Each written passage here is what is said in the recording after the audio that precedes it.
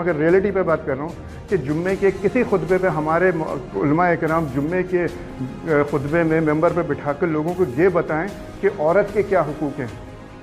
حقوق یہاں تک ہیں کہ اگر عورت آپ کی بیوی اگر آپ کو کھانا بنا کر نہیں دیتی ہے, روٹی بنا کر نہیں دیتی ہے, تو بیٹا آپ لوگ اس کو نہیں کہہ سکتے کہ یار تم روٹی پکاؤ, کھانا پکاؤ, وہ کر دے, وہ اس کا احسان ہے.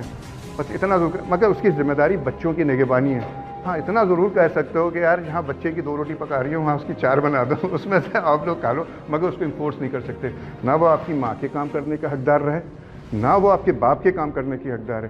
اگر وہ آپ کو کھانا بنا کر نہیں دیتی ہے بیٹا, تو آپ کی ذمہ داری ہے کہ آپ اس کو کھانا پرووائڈ کرو. کہ کسی مولوی نے ہمیں بتایا ہے یار؟ کوئی نہیں بتاتا ہے.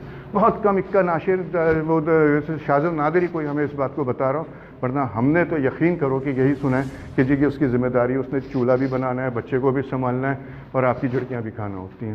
تو یہاں سے ایک یہ چیزیں جو شروع ہوتی ہیں.